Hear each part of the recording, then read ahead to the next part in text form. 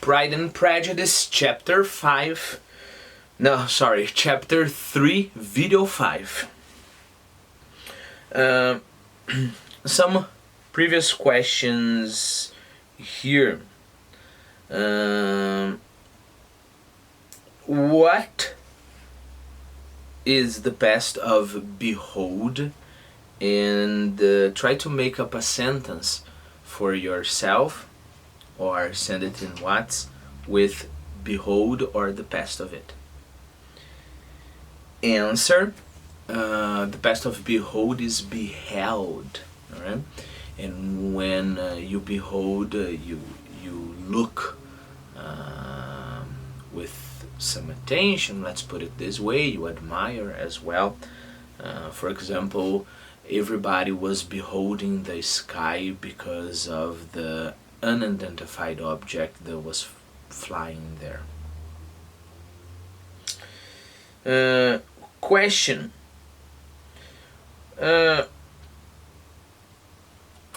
If you go to the bank, what can you do there? My question is this. If you go to the bank, what can you do there? Alright?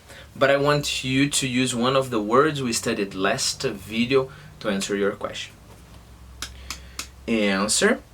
You can withdraw money, right? You can withdraw money. Question. How would you feel if somebody slighted you at work? Answer. Probably you would feel, I don't know, you would feel disappointed. Depends on your personality, right? Or you wouldn't care because you don't care about what other people think about you. But it's like when people, remember, slight is when people treat you with little importance, right? Question. In the sentence, I am in no humor at present to give consequence to young ladies who are slighted by men. What does consequence mean? Answer. It means important.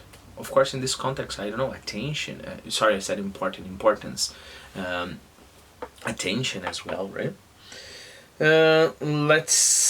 Let me see now a personal question. How do you think Elizabeth is feeling now about Darcy, Mr. Darcy? Well, that's a personal answer. Maybe you think she's intrigued, she's hurt, she just forgot him, you know. I think that's it depends a lot, right? Remember that when people are slighted by others, mainly, you know, let's say young men and young women, they tend to think of that person more often, you know, mainly if the person has a weak personality. You know, the idea is typical idea you will remember of teenagers and young adults. Of course, some people for the rest of their lives, right? But you know, there is this person and I don't care so much about that person, but the person, you know, shows that she doesn't have any interest in me. So I will feel quite attracted to the person because the person, you know, just slighted me. So, do you think Elizabeth is that kind of person? Okay, so let's go back to the reading. The evening altogether passed off pleasantly to the whole family. Mrs. Bennet had seen her eldest daughter much admired by the Netherfield party. Mr. Bingley had danced with her twice, and she had been distinguished by his sisters.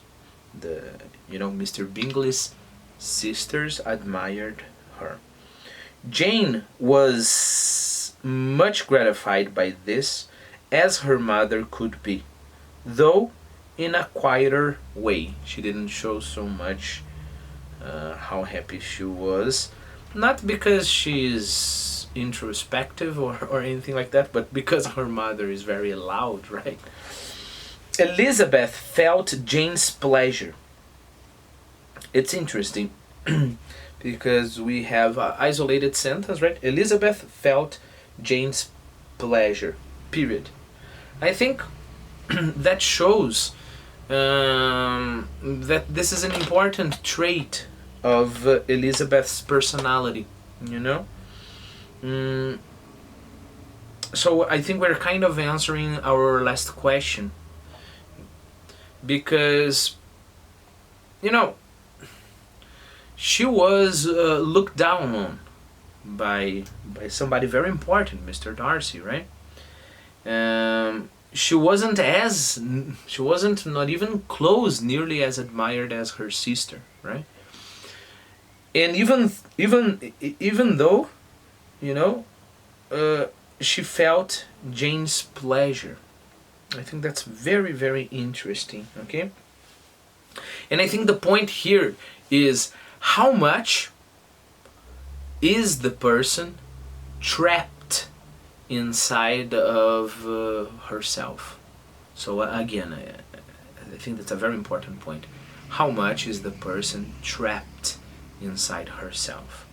Because if Elizabeth, if Lizzie were trapped inside of herself, she would just see her disappointment. And I don't know, she would feel angry, she would feel sad, she would try to make plans to, I don't know, seduce another man at the party, I don't know, right? And she would either not even pay attention to her sister's happiness, or, and for many people that's even more probable, she would feel resentful, you know, for her sister's happiness, if she were trapped inside of herself. If the world could be summarized in her little world. But Elizabeth is not that kind of person, at least so far. We don't know her, right? But at least up to here. So far, we know that Elizabeth is open to the world, meaning that she is open to other people. Therefore, she can see the happiness of other people, many a beloved one, right? And she feels pleasure as well. Mary heard herself mentioned to Miss Bingley as the most accomplished girl in the neighbourhood. The other sister, right? Mary. And Catherine and Lydia, the youngest sisters, had been fortunate enough to be never without partners, which was all that they had yet learned to care for at the ball. A question for you. What else is there to learn about the ball? What should girls, girls that can get married, what should girls, pay attention to when they are in a ball like that? I think the answer is, not only you want men to dance with you, but you want to see if the dance is going to lead to something else. Marriage, of course. The point here is marriage, right? So you want to see if your partner is impressed by you, if your partner is going to comment, good things about you, if, just like the other girls, if the family of your partner likes you as well, right? Okay. They returned, therefore, in good spirits to Longbourn, the village where they lived, and of which they were the principal inhabitants. They found Mr. Bennet still up. With a book he was regardless of time, and on the present occasion he had a good deal of curiosity as to the event of an evening which had raised such splendid expectations. He had rather hoped that all his wife's views on the stranger would be disappointed. So again, he didn't hope with all of his heart, okay? It's important to put that in perspective. He had rather hoped, you know? So he hoped that his wife's expectations, were disappointed. But he soon found that he had a very different story to hear. "Oh, my dear Mr. Bennet," as she entered the room, "we have had a most delightful evening, a most excellent ball. I wish you had been there. Jane was so admired. Nothing could be like it. Everybody said how well she looked, and Mr. Bingley thought her quite beautiful and danced with her twice. Only think of that, my dear. He actually danced with her twice, and she was the only creature in the room that he asked a second time. First of all, he asked Miss Lucas. I was so vexed to see him stand up with her, but however he did not admire her at all. Indeed, nobody can, And he seemed quite struck with Jane as she was going down the dance. So he inquired who she was, and got introduced, and asked her for the two next.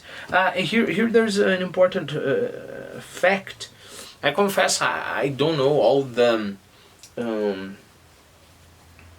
how can I say, all the structure of a ball like that. Ball, okay? Sorry, I'm mispronouncing this word. So I don't know of all of the structure of a ball like that, but we will get from this paragraph that apparently dances are in two. If I find out, I promise I'll post another video about that.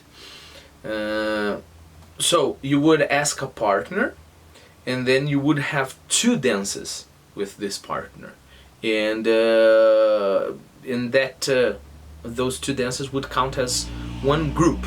All right. So the idea here is, with each of the girls that we're going to listen about here, Mr. Bingley danced two dances, but with Jane he danced twice. So 4 dances, okay? So keep that in mind now that we're going to finish this paragraph. So he inquired who she was and got introduced and asked her for the two next. Right? He had already danced 2 previously. Then the 2/3 he danced with Miss King, and the 2/4 with Maria Lucas, and the 2/5 with Jane again. Got it? And the 2/6 with Lizzie and Boulanger, and then she's interrupted by her husband.